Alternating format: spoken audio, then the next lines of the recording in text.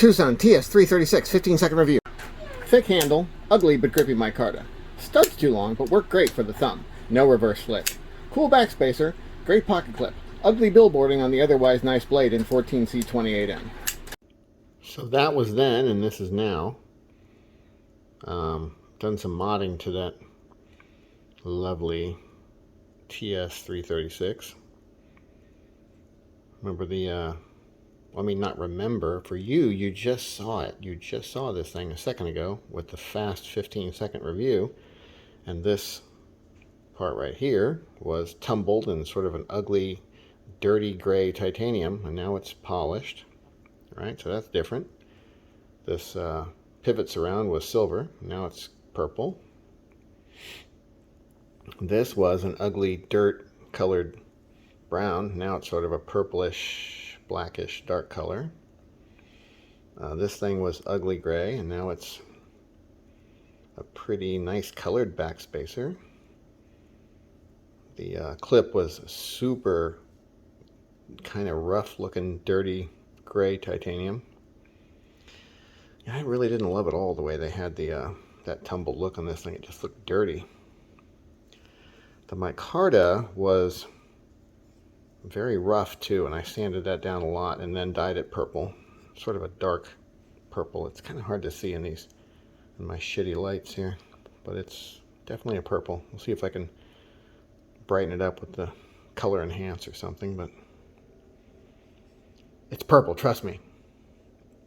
Oh, and I did a little detent ramp on it, so now it's easier to open. Maybe a hair too easy, but it's fine. And you can revert, well, okay, you can reverse flick it if you be careful and do it right. So reverse flick, whoop, there we go.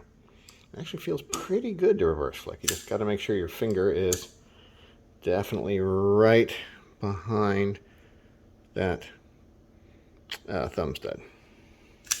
Yeah. Now the other thumb stud, or the thumb stud you're flicking on this side, the one on this side, is also ends up running into this finger sometimes as it comes around. So you flick it and it kind of runs into the finger. So you kind of got to move your finger out of the way a little bit. There we go. So that's cool.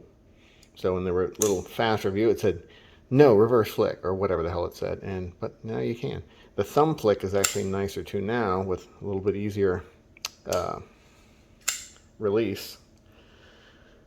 So what did I do when I did that that detent ramp? So basically there's a little hole in this blade, a little small hole. It's just beyond here, you can't see it, right? It's right about, like it's moving right now. Every time I move the blade, the hole moves. The hole's like right about there. Okay, so as the blade goes down, there's a little bump, a little, what is it called? A little detent ball right there. Where the heck is it? Right there, poking up. See a little ball? I'm going to put it in front of a skull so we can see it better. Right there, the little hump sticking up. That falls into the hole as it comes around, and that's what stops the blade and, well, there's a blade stop, but that's what keeps the blade from coming back open easily if you just kind of flick it. So